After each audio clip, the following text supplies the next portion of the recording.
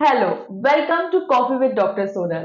आज हमारा 11th episode है और फैशन का जलवा बिखेरने हमारे फैशन कोरियोग्राफर और शो डायरेक्टर मिस्टर किजार।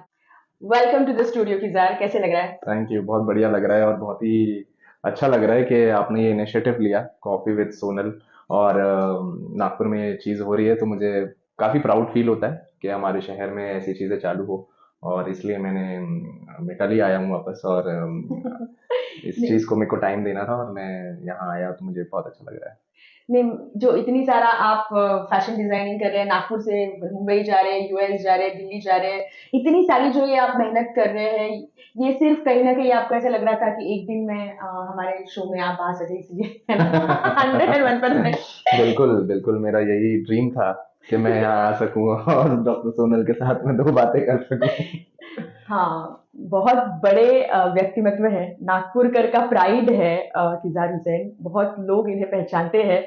ये तो हमारी मज़ाक चलती रहती है, ऐसे हमारे जैसे बहुत सारे बड़े-बड़े शो में ऑलरेडी इनके इंटरव्यू आ चुके हैं, पेपर, मैगज़ीन्स, फैशन मैगज़ीन्स में बहुत बार नाम और फ़ोटो छप चुके हैं। सो सबसे पहला सवाल मुझे आपसे बहुत क्यूरियोसिटी है, क्योंकि फीमेल्स को हैंडल करना इज वेरी डिफिकल्ट। इन इतने सारे फीमेल्स को एक साथ आप हैंडल कर लेते हैं, तो आपके पास जादू की छड़ी है या कुछ सुपर पावर है या क्या है वो मैजिक? जितने जेंटल वे से जितने स्वीटली हैंडल करोगे उतना वो चीज़ों को पॉजिटिव लेती हैं। और उनको एक मोटिवेशन की ज़रूरत होती है। जैसे हमारे प्लेटफॉर्म्स पे या फैशन शोज में लेडीज वो आती हैं जो बहुत ही पैशनेट होती हैं इस फील्ड के लिए या फिर वो कुछ करना चाहती हैं।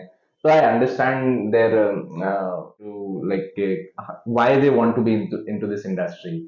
और मैं मैरिड लेडीज के भी पैजेंट करता हूँ, मिस कैटेगरी के भी पैजेंट्स करता हूँ, फैशन वीक्स में हम मिलते हैं। तो जब उनको मैं ऑब्जर्व करता हूँ तो उनकी आंखों में वो एक पैशन दिखता है मुझे कि they want to do something into this field and they are trying really hard. Heels पहन के 10-10 घंटे 12-12 घंटे वो खड़े होती है और फिर आके अगर मैं उनपे एक छोटा सा स्वीट कमेंट कर दूं या एक उनको एक गेस्चर ऐसा दिखा दूं कि मैं उनकी फिक्र कर रहा हूँ, उनका बेस्ट निकालना चाह रहा हूँ, तो आई थिंक वहां वो मेरे साथ बहुत ज्यादा कोऑपरेटिव हो जाते हैं। और इसी तरीके से मैं वुमेन्स को हैंडल करता हूँ अपने शोज में, स्वीट एंड जेंटल गेस्चर देके उनकी रिस्पेक्ट करके। और हमेशा से मैं वुमेन एम्पावरमेंट के लिए खड़ा रहता हूँ चाहे कोई भी चीज हो। तो this is how I handle that situation. जो भी देख रहे हैं, जो भी मेल पुरुष जो भी ये देख रहे हैं, ये एडवाइस है किजार का उन सब के लिए, क्योंकि एक फीमेल हैंडल नहीं होती आपसे, उनको तो कितनी करनी पड़ती है। सो डेफिनेटली इस पे जरूर जरूर सोचिए। नेक्स्ट क्वेश्चन, बहुत बार ये शो भी जो भी शो पे हमारे आते हैं, हम ये क्वेश्चन सब हमारे गेस्ट को पूछते हैं कि क्या क्वालिफिकेशन होना चाहिए, या बहुत लोगों को लगता है कि हमने फैशन कोरियोग्राफर होना चाहिए, बट फिल्म इंडस्ट्री या फैशन इंडस्ट्री में बहुत स्ट्रगल होता है, या बाहर जाने के लिए लोग डरते हैं। तो आप किस तरह से हमारे जो यूथ है उनको गाइड करेंगे? एक्चुअली मैंने स्टार्ट की थी इस फील्ड में करियर तो हमें पता नहीं था कि हम कहाँ जाएंगे, क्योंकि इतना एक्सपोजर नहीं था। इतना जैसे आज की तारीख में सोशल मीडिया पे आप अपना काम फ्लॉन्ट कर सकते हो, एक प्लेटफॉर्म पे लोगों को जोड़ सकते हो, दिखा सकते हो लोगों के that what you are working on, how you are working on and कितना आप हार्ड वर्क कर रहे हो। तो स्टार्टिंग में ये भी एक था कि लोगों को पता ही नहीं चलता था कि कहाँ कौन सा शो हो रहा है, कैसा हो रहा है। बट आज की तारीख में अपॉर्चुनिटीज ज्यादा हैं, अवेयरनेस ज्यादा है, and there is not only one domain to be in. मतलब जैसे मैंने सोचा था कि मेरे को फैशन कोरियोग्राफर बनना है तो I have to stick to one domain and I have struggled in that. But आज की तारीख में you can not only be a fashion choreographer and sustain your life. आज की तारीख में आपको फैशन कोरियोग्राफर के साथ में बहुत सारी चीजों को इनकलकेट करके आप ग्रो करते हो। फाइनेंशियली आपके चैलेंजेस आते हैं इस लाइफ में, आपकी फैमिली आपसे थोड़ा सा डिसअग्री करती है कि फील्ड में आप ग्रो नहीं करोगे, क्योंकि कमर्शियल हमारी सोसाइटी में एक परसेप्शन है कि हर एक आदमी को उसके फाइनेंशियल स्टेटस से जज किया जाता है कि वो सक्सेसफुल है या नहीं है। लेकिन एक आदमी की हैप्पीनेस नहीं देखी जाती कि वो उस काम में खुश है या नहीं। तो अगर आप अपने काम में खुश हो तो बस उस पर थोड़ी देर आपको वक्त देना है, मतलब आपको उस पर डटे रहना है। कि हाँ मैं इस एक दिन इसमें कुछ ऐसा कर जाऊंगा कि I will be, my parents will be proud, my family will be proud, और my surroundings will be proud of me, my friends will be proud of me. और ये सब जब आप देखते हो कि आपकी सराउंडिंग आपके ऊपर एक एक प्राउडली आपका नाम लेती है किसी दूसरे के सामने, तो I think that is where an artist feel that he has achieve something. तो वो एक मुझे लगता है कि एक थोड़ी देर बने रहना उस फील्ड में, अगर आपने सोच लिया है कि उसमें करना है, तो आप उस पे हार्ड वर्क करो। काफी बार मैंने देखा है कि लोग फैशन कोरियोग्राफर बनना चाहते हैं, बट उसके पॉजिटिव साइड्स को तो वो देखते हैं, बट वो नेगेटिव साइड्स को कवर अप, मतलब उसको ओवरकम करने की कोशिश नहीं करते हैं। जैसे बहुत सारे फैशन कोरियोग्राफर्स होंगे या बन रहे हैं, तो उनको मैं यही गाइडेंस देता हूँ कि जैसे मुझे भी काफी मैसेजेस आते हैं कि sir I want to be a fashion choreographer या मुझे शो डायरेक्टर बनना है। तो आई टेल देम कि फर्स्ट अगर आप बनना चाह रहे हो तो उसके टेक्निकल प्लान्स भी समझो, क्योंकि this is a live show, it doesn't have a retake. So अगर आपसे कुछ गलती हो गई या आपसे कुछ ग्लिच हो गया, तो you can not afford that गलती इनटू अ शो। किसी ऑर्गेनाइजर का उसमें फंड्स लगे हैं, किसी स्पॉन्सर ने उसमें पैसे लगाए हैं, किसी कंटेस्टेंट ने उसमें पैसे भर के, रजिस्ट्रेशन फीस भर के उसमें पार्टिसिपेट किया है। तो आप वो इंसान हो जो वो पूरे चीजों का रिस्पॉन्सिबिलिटी लेते हो कि आप उस शो को अच्छा करके दोगे। तो प्रोजेक्ट लेने से पहले अपनी कैपेबिलिटी भी आप देखो कि आप किसी के पैसे हम्म।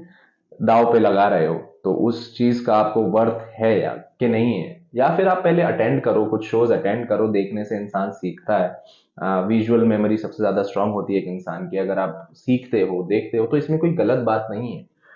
जब मैंने भी स्टार्ट किया था करियर, तो जब स्टार्ट किया तो मैंने कॉलेजिएट लेवल से स्टार्ट किया, जहाँ पे आप गलती अफोर्ड कर सकते हो, क्योंकि it is an inter collegiate event, college को आप प्रेजेंट कर रहे हो। वहां पे भी मैं चीजें वो टाइम पे जितनी भी पॉसिबल होती थी उसका नॉलेज गैदर करता था, डिजाइनर से बात करता था, जो भी जिनको भी मैं कनेक्ट कर पाता था फेसबुक के थ्रू, वो टाइम फेसबुक का था। तो उन जो भी उनसे गाइडेंस मिलता था उसके थ्रू मैं उसमें टेक्निकली अप्रोच करता था।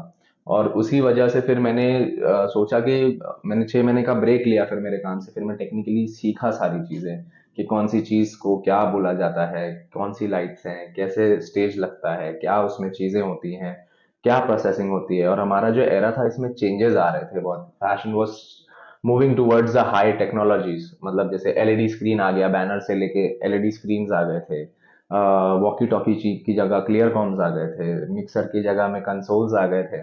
तो ये सारी टेक्निकलिटीज को अपडेट करते हुए मैं सीख रहा था सारी चीजें, इसलिए मुझे fashion choreographer and show director अपने आप को बुलवाना ज्यादा पसंद है, क्योंकि I don't only choreograph, I direct the shows. So ये एक, मतलब मैं यूथ या जो भी चीजें करना चाह रहे हैं इस फील्ड में उनको यही गाइड करूंगा, gain some knowledge and then start. Starting randomly and just wanting to be someone will not help you. बहुत सारी चीजें फैशन इंडस्ट्री से रिलेटेड रहती है, क्योंकि वो इतना सारा बड़ा शो, बड़े लोग, बहुत सारी चीजें उससे इंटरकनेक्टेड रहती है, जैसे कि अभी हम सर ने हमें बताया। तो ऐसा कुछ है जो अगर कोई आपसे सीखना चाहता है, जैसे इंटर्नशिप होती है मोस्टली, तो नागपुर में शायद ये अवेलेबिलिटी कम है कि कोई आपको सिखाता है ये चीजें। इसके लिए हमें मुंबई है या दिल्ली है, इस तरह से बड़े शहरों में जाना पड़ता है। तो ऐसा कुछ है कि अगर कोई आपके पास आना चाहे, और एकेडमी के बारे में आपने सोचना चाहिए, क्योंकि थोड़ा सा छोटा शहर है, हम छोटा तो बोलेंगे नहीं, हम रहते हैं तो बड़ा ही है, हमारे जैसी बड़ी हस्तियां रहती है तो बड़ा शहर है हमारा नागपुर। बिल्कुल। लेकिन कुछ कुछ चीजों में हम थोड़ा सा पीछे रह गए हैं, जैसे कि कोई अच्छी बड़ी एकेडमी नहीं है जो वेल नोन कोई पर्सन चला रहा है, जिसको इतना ह्यूज एक्सपीरियंस है फैशन इंडस्ट्री का, कोरियोग्राफी का, शो डायरेक्शन का। तो ऐसी कोई एकेडमी मुझे लगता है कि फ्यूचर में आपने खोलनी चाहिए। और तब तक कोई इंटर्नशिप करने के लिए अगर आपके पास आता है तो आप उसे करने देंगे कि नहीं करने देंगे आपके अंदर? बिल्कुल, एक डोर ओपन है मेरा हमेशा से यूथ के लिए, और नागपुर शहर के लिए तो स्पेशली, क्योंकि जब मैं स्टार्ट कर रहा था तो कोई एकेडमी, कोई कुछ नहीं था, कुछ भी नहीं था नागपुर में। जब हम स्टार्ट कर रहे थे कोई सिखाने वाला या कोई गाइडेंस नहीं था। तो वो चैलेंजेस जो स्टार्टिंग में हमें आते थे, जैसे अगर कोई, वो टाइम पे स्कैम्स भी बहुत होते थे कि आपको कोई शो करना है, वहां पैसे देने हैं, और वो शो हुआ ही नहीं। तो ऐसे भी स्कैम्स, मेरे तो लाइफ का पहला ही शो ऐसा गया था। तो मुझे वो अच्छे से पता है। और फाइनेंशियली जो लोग मतलब थोड़े वीक हो जाते हैं, या जैसे मेरे साथ भी कंडीशंस ऐसी थी कि बहुत अच्छे फाइनेंशियल स्टेटस कंडीशंस नहीं थी हमारी, तो मिनिमम रिसोर्सेज में हमने वो स्टार्ट किया था। और उसमें अगर आपके साथ कुछ गलत हो जाए तो आपका दिल और आपका दिमाग दोनों ये बोलता है कि यार नहीं, ये तो गलत दुनिया है। तो बस मैं वो चाहता हूँ, एकेडमी में इसलिए यहाँ पे स्टार्ट नहीं कर रहा हूँ अभी फिलहाल, क्योंकि मेरे पास उतना टाइम नहीं है कि मैं उस चीज़ को दे पाऊँ। और मैं चाहता हूँ कि मैं उस चीज़ को स्टार्ट करूँ, बट मुझे ऐसा लगता है कि अगर मैं उस जगह पे अवेलेबल नहीं हूँ जहाँ मेरे नाम से लोग आ रहे हैं और वो मेरे से सीखना चाहते हैं, और मैं वहाँ नहीं हूँ, तो मुझे ऐसा लगता है कि मैं उनके पैसे वर्थ इट नहीं करके दूंगा, जो मुझे बिल्कुल भी गवारा नहीं है। और चाहे मेरा क्लाइंट हो, चाहे स्टूडेंट्स हो, चाहे मॉडल्स हो जो सीखने आते हैं ट्रेनिंग ग्रूमिंग के लिए, वो हमेशा मुझसे बोलते हैं कि सर आपने एकेडमी स्टार्ट करनी चाहिए आपने। बट मैं उन्हें जो भी है वो गाइडेंस सोशल मीडिया के थ्रू या ऑनलाइन दे देता हूँ। बट फिजिकल क्लासेस लेना, उसके लिए एक टाइम चाहिए। आप जैसा मैं ट्रेनिंग देना चाहता हूँ लोगों को, उस ट्रेनिंग के लिए मुझे टाइम चाहिए। और वो टाइम जैसे ही मेरे पास अवेलेबल होगा, मैं बिल्कुल उसको कोशिश करूंगा कि मैं उसे स्टार्ट कर दूं, बिल्कुल। और नागपुर ने हमेशा मुझे सपोर्ट किया है हर चीज़ में। और आप जैसे लोग मेरे से बहुत मुझे चाहते हैं यहाँ पे, वो देख के मुझे बहुत अच्छा लगता है कि मैं जब भी कहीं भी जाता हूँ, लोग यहाँ मुझे हमेशा एक रिस्पेक्ट देते हैं और एक प्राउडली बोलते हैं कि फिजर हमारे शहर का है। वो मुझे बहुत अच्छा लगता है। तो मैं कोशिश करूंगा कि नागपुर के लिए बिल्कुल ये एकेडमी में जल्द से जल्द, जैसे भी इसमें टाइम दे पाऊँ, मैं बिल्कुल टाइम दूंगा। बड़े बड़े बॉलीवुड स्टार्स और टीवी एक्टर्स हैं, बड़े मॉडल्स, यूएस में एक शो हुआ था, दुबई में हुआ है, और इंडिया में ऑल ओवर इंडिया कहीं ना कहीं शोज चलते ही रहते हैं। इतने शोज, इतना बैक टू बैक वर्क रहता है। ये इतना सब करते वक्त फैमिली के साथ बैलेंसिंग जो करनी रहती है, क्योंकि फैमिली फ्रेंड्स ये it's a part of life, तो वो किस तरह से करते हैं आप? फैमिली मेरे लिए हमेशा से प्रायोरिटी रही है, हर चीज़ हर जगह। और रिसेंटली मेरी बेटी मुझे bless with a baby girl. So मैं उसके साथ टाइम बिताता हूँ। और अभी तो वो जहाँ भी मैं जा रहा हूँ ऑलमोस्ट वो मेरे साथ ट्रैवल कर रही है। और बहुत ही एडजस्टिंग मेरी बेबी, मेरी फैमिली है कि वो मेरे साथ एडजस्ट करते हैं। मेरी वाइफ, मेरी बेबी दोनों मेरे साथ ट्रैवल कर रहे हैं। लास्ट 3-4 शो से वो दुबई हो, दिल्ली हो, बैंगलोर हो। क्योंकि मैं भी मेरी बेटी से ज़्यादा देर दूर नहीं रह पाता हूँ आजकल। तो एक बाप के लिए बेटी का फीलिंग बहुत अलग है। सो फैमिली टाइम यस थोड़ा सा कम दे पाता हूँ, बट कोशिश करता हूँ कि जितना भी दे पाऊँ वो क्वालिटी हो। और जब भी नागपुर आता हूँ तो कहीं ना कहीं उनको लेके निकल जाता हूँ कि चलो फैमिली टाइम है।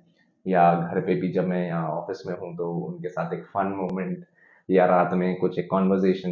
मेरे को लगता है कि एक छोटे छोटे कॉन्वर्जेशन फैमिली में बहुत इंपॉर्टेंट है, कि आप अपनी फैमिली के साथ बैठें और 10 मिनट का ही कॉन्वर्जेशन, चाहे वो फनी वे में हो, चाहे वो एक डिस्कशन हो एज अ फैमिली, वो बहुत इंपॉर्टेंट है। आपके फादर मदर, आपके ब्रदर, आपके सिस्टर के साथ में, कि उनकी लाइफ में क्या चल रहा है और वो क्या कर रहे हैं। तो ये सब मैं जानता हूँ, मैं बहुत ही इनटू माय फैमिली हूँ, फैमिली मैन जैसा हूँ एकदम। और मैं जानना चाहता हूँ कि मेरे ब्रदर की लाइफ में क्या चल रहा है, वो क्या कर रहा है, मेरी सिस्टर क्या कर रही है, मेरे मम्मी पापा क्या कर रहे हैं। मेरी वाइफ जो डिज़ाइनर हैं, सना खान, उन्होंने अभी दिल्ली टाइम्स फैशन वीक में शोकेस किया।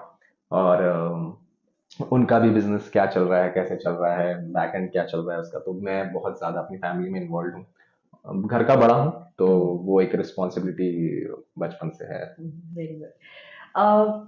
ये फैमिली और प्रोफेशन की बैलेंसिंग हो गई, लेकिन और एक सवाल आता है जब आप सेलिब्रिटीज के साथ काम करते हो। बहुत सारे सेलिब्रिटीज के साथ, जैसे कि मैंने बोला, एक मेरे साथ भी, मुझे भी रैंप वॉक उन्होंने सिखाया है। सो सेलिब्रिटीज का तो क्या फर्क होता है, नई मॉडल्स आते हैं या जो रूटीन मॉडल्स रहते हैं, और सेलिब्रिटीज जो बड़े एक्टर्स, या आपके थ्रू कोई मॉडल जाते हैं और वो नाम कमा लेते हैं इंडस्ट्री में, तो किस तरह से डीलिंग होती है इन लोगों के साथ कि सेलिब्रिटी आ रही है या अपकमिंग न्यू मॉडल है, तो इनमें क्या डिफरेंस समझ में आता है? मेरे ख्याल से हमारी इंडस्ट्री में मैं इकलौता कोरियोग्राफर हूँ जो हमेशा न्यू मॉडल्स को प्रेफरेंसेस देता हूँ, क्योंकि अपॉर्चुनिटीज इस फील्ड में मिलना बहुत आसान नहीं है। बीत चुका है कि मुझे अपॉर्चुनिटीज नहीं मिल रही थी स्टार्टिंग में और मैं बहुत फ्रस्ट्रेट होता था। तो मैं हमेशा ये कोशिश करता हूँ कि जैसे अगर हमें 12 मॉडल्स का रिक्वायरमेंट है, तो उसमें yes routine and regular models हम लोग 6-7 ले लेते हैं, एंड मैं क्लाइंट को कन्विंस करने की कोशिश करता हूँ कि हमें न्यू फेसेस भी लेना चाहिए, चाहे वो 5-6 लड़कियां तो भी एटलीस्ट न्यू गर्ल्स होना चाहिए, ताकि उनको भी एक मौका मिले अपने आप को प्रूव करने का। एंड काफी सारे न्यू मॉडल्स होते हैं जो एक अपॉर्चुनिटी का वेट करते हैं, तो मैं हमेशा उनके लिए स्टैंड लेता हूँ, क्योंकि एज एन आर्टिस्ट मुझे भी पता है कि कितना डिफिकल्ट है एक स्टार्ट मिलना। और जब कोई मॉडल जिसने मुझसे स्टार्ट किया होगा, मैं कोई नहीं होता किसी को बनाने वाला या कुछ मतलब दिखाने वाला, बट एक अच्छा लगता है, फीलिंग अच्छी लगती है कि हाँ इन्होंने हमारे साथ स्टार्ट किया था और आज अच्छा कर रहे हैं। और जब भी मैं उनको देखता हूँ तो एक मुझे प्राउड फील होता है। अगर हम सोशल मीडिया पे कनेक्टेड है तो मैं हमेशा उन लोगों को कॉम्प्लीमेंट करता हूँ कि that you are doing good, very fantastic and I am very proud of you. और वो लोग भी उसी तरीके से रिस्पॉन्स करते हैं। तो आई थिंक एक इस फील्ड में एक गेस्चर एंड एक रिस्पेक्ट एक्सचेंज करना एक दूसरे के लिए बहुत मैटर करता है, मेरे लिए बहुत ज्यादा मैटर करता है कि I should be connected to my people. And हाँ, कभी कभी होता है कि जैसे मैं पार्टीज में नहीं जाता या मैं इस फैशन ग्लैम दुनिया को नहीं जी पाता हूँ, तो वो मुझे एक लगता है कि शायद मैं सोशल नहीं हूँ बहुत ज्यादा, क्योंकि मैं जैसे ही घर आता हूँ अपनी फैमिली में इन्वॉल्व हो जाता हूँ। तो सोशल बहुत कम हूँ, बट यस जब भी लोगों से मिलता हूँ एक वार्म हार्ट लेके, मतलब एक वार्मनेस के साथ मिलता हूँ और कोशिश करता हूँ कि इस पर्सन अगर कोई प्रॉब्लम है तो उनको जितना भी हेल्प कर पाऊँ उतना मैं हेल्प करने की कोशिश करता हूँ। Engineering, computer science, fashion designing, show direction, इतना सारा चीज, यानी आप इंजीनियरिंग में पढ़ रहे हैं और आपने सोचा कुछ और है। तो आप जब आपका प्रोफेशन जीते हैं, इसे बोलते हैं हम प्रोफेशन को जीना, हमको जो चाहिए वही हम कर रहे हैं, तो इससे बड़ी खुशी या वर्क सेटिस्फैक्शन जिसे बोला जाता है शायद दुनिया में कोई नहीं है, और वो खुशी आप जी रहे हैं। तो ये स्ट्रगल जो है, हमने अभी आपकी स्ट्रगल के बारे में भी बहुत सारी बातें की, लेकिन इंजीनियरिंग से ये जो सफर आपका स्टार्ट हुआ, तो इसमें आपको क्या स्ट्रगल लगती है? नागपुर से दिल्ली, मुंबई, बैंगलोर, यूएस, दुबई जाने को आपको क्या स्ट्रगल आप फील करते हो? आई थिंक जब इंजीनियरिंग स्टार्ट की थी मैंने, तो जैसे मैंने आपको बताया कि एक स्ट्रगलिंग एरा था हमारी फैमिली के लिए, तो कोई ऑप्शंस नहीं थे, like there was no options to do what. And जब इंजीनियरिंग स्टार्ट की उसमें भी चैलेंजेस आने लगे, मैं फर्स्ट ईयर फेल हो गया, क्योंकि मैं स्टडीज में अच्छा था, 12th में अच्छा था, लेकिन एक इंजीनियरिंग में आने के बाद इंजीनियरिंग कॉलेज की एक हवा होती है हम्म। जो हर लड़के को लगती है, और वो मुझे भी लगी। I was into my cloud nine era. और एक कॉलेज ने भी, मतलब जो मेरे फ्रेंड सर्कल थे, तो उसमें जैसे मेरा स्टाइल होता था, मैं हमेशा से बॉलीवुड से बहुत इन्फ्लुएंस रहता था। तो बॉलीवुड ओरिएंटेड जितना भी मेरे पास रिसोर्सेज होते थे, मैं घर में अपनी शर्ट को स्टाइल करता था, या अपने ही एक्सेसरीज जो भी होती थी, टूटी हुई चेन होगी उसको किसी तरीके से बैग पे अपने स्टाइल कर दूंगा। मेरा बैग पूरा फिल्ड अप रहता था, स्केच रहते थे उस पे या कुछ कोट्स लिखे होते थे। फिर मेरी डेनिम होती थी, मेरा शर्ट होता था। मैं कॉलेज में, मतलब स्टाइल स्टेटमेंट के लिए मैं कॉलेज जा रहा था ऐसा लगता था मुझे। तो अचानक से डीसी हो गया, एक डिप्रेशन मोड आया कि एक रियलिटी चेक मिला कि अगर हम इंजीनियरिंग में नहीं पढ़ेंगे तो हम फेल हो सकते हैं। और लाइफ में पहली बार फेल होना, मतलब मैं कभी स्कूल में फेल नहीं हुआ, कभी कॉलेज में फेल नहीं हुआ, और इंजीनियरिंग का फर्स्ट ईयर सडनली फेल होना is something depressing for a student who has never seen a failure. So वो एक फेलियर से एक रियलिटी चेक मिला, और मुझे वहां लगा कि मैंने अपनी फैमिली को लेट डाउन किया, जो बहुत मुश्किलों से मुझे पढ़ा रही है, जो भी रिसोर्सेज उसमें मैनेज कर रही है। और मेरे जो सिबलिंग्स है वो मेरे वजह से सफर कर रहे हैं कि उनकी एजुकेशन में ज्यादा रिसोर्सेज नहीं जा पा रही है।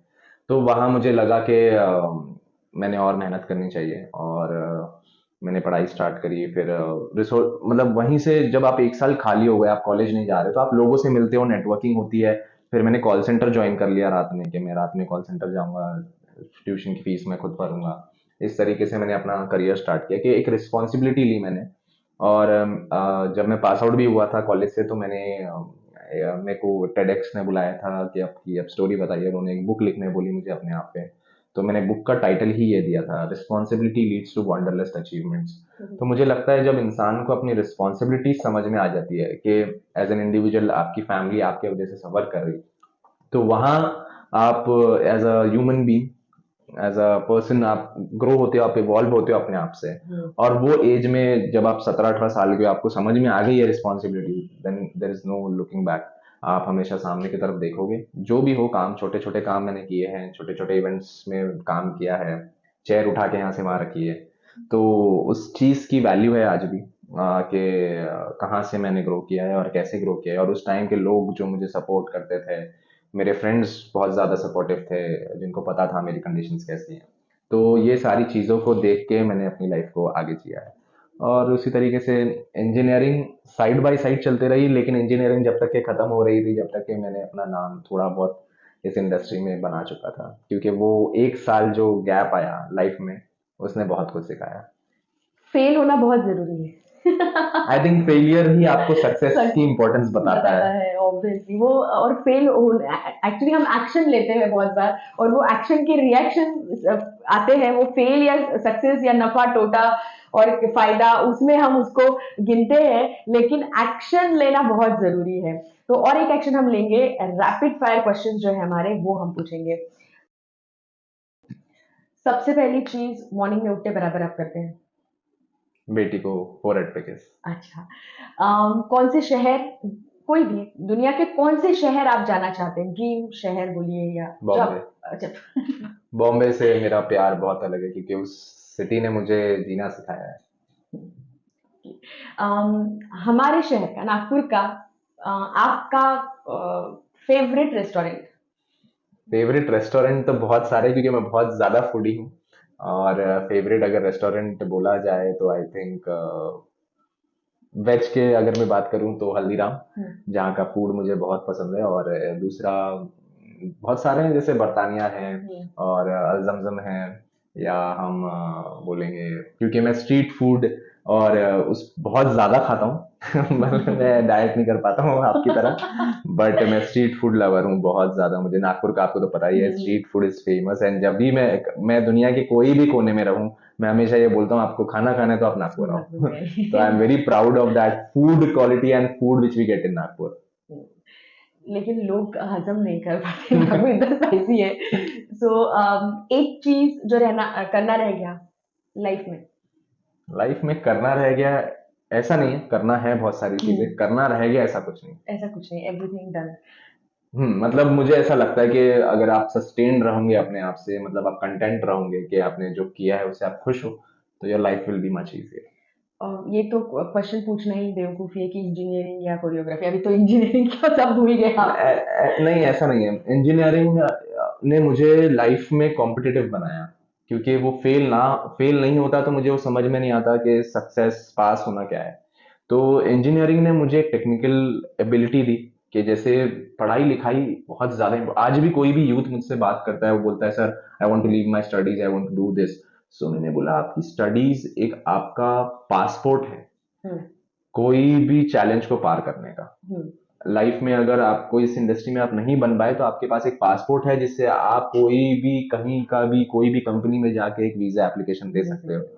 तो एक बैकअप का एक आपको एक खुशी होती है आज भी। अगर अगर चलो अल्हम्दुलिल्लाह, आज तो मैं थोड़ा बहुत नाम है, थोड़ा ही है बट है, और मैं फाइनेंशियली भी थोड़ा बहुत खुश हूँ, मतलब जितना भी मैं कर पाता हूँ। अगर नहीं होता ये सब, तो क्या करता मैं। यही मुझे एक इसका एक मेरे पास एक प्लान था, कि इंजीनियरिंग की डिग्री मेरे पास है, बैकअप। तो एक बैकअप प्लान हमेशा आपको खुश रखता है अंदर से, कि हाँ मेरे पास एक बैकअप प्लान है। कभी खुद एक्टिंग का या मॉडलिंग के बारे में नहीं सोचा? एक्टिंग मैंने थोड़ी बहुत की, कहीं जहाँ भी रिक्वायरमेंट आया वहाँ किया।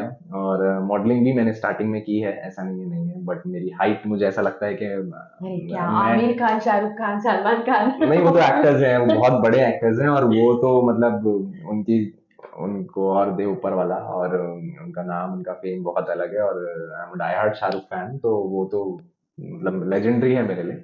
और उन्हीं के फुटस्टेप पे मैं वुमेन्स को ट्रीट करता हूँ, जैसे वो गेस्टर्स हैं उनके, तो उनसे बहुत कुछ मैंने अडेप्ट किया है। फ्यूचर में कभी डाइट फूड करना लेना चाहेंगे? मैंने की मैंने बहुत बार ट्रांसफॉर्मेशन किए हैं, बट कोविड में अनफॉर्चुनेटली, मुझे जब कोविड हुआ उसके बाद से माय डॉक्टर सेड कि you can not lift the weights and all, आप थोड़ा सा रेस्ट लो, because it got on a very severe level. But abs जो है ना किचन में बनते हैं, जिम में नहीं। बिल्कुल मेरा एक मेंटालिटी है, मैं बहुत ओल्ड स्कूल सोचता हूँ। मैं सोचता हूँ कि जब मैं जिम करूंगा, जब मैं डाइट करूंगा। तो मैं एक वो एक मेंटालिटी में अपने, आई नो वो या बहुत गलत है, बट वो मेरी एक मेंटालिटी। जब जैसे ही फर्स्ट डे मैं जिम जाऊंगा, उसी दिन मैं अपने सारे डाइट फूड सब लेके आता हूँ, जिस दिन साइन इन करता हूँ। और अभी काम की वजह से ट्रैवल में थोड़ा सा हेक्टिक हो जाता है वर्कआउट करना, और हमारा वर्क ऐसा लगता है कि बहुत ग्लैमरस फील्ड से हैं, तो इनका तो लैविश लाइफ है, ये जाते हैं शो डायरेक्शन करते हैं आ जाते हैं। बट हम 12-14 घंटे खड़े होते हैं सेट पे हमारे, और डायरेक्शन करते हैं, कोरियोग्राफी करते हैं, music, visuals, back stage designs, models, सारी चीजों को हैंडल करना, लोगों को धूल के डोल सुहाने, ऐसा हमेशा लगता है। लोग जब भी मैं, ये इंडस्ट्री के नहीं होते हैं जो लोग, उनसे जब मिलता हूँ यार, वो बोलते हैं यार क्या लाइफ है यार तेरी, तू तो ये सिटी वो सिटी।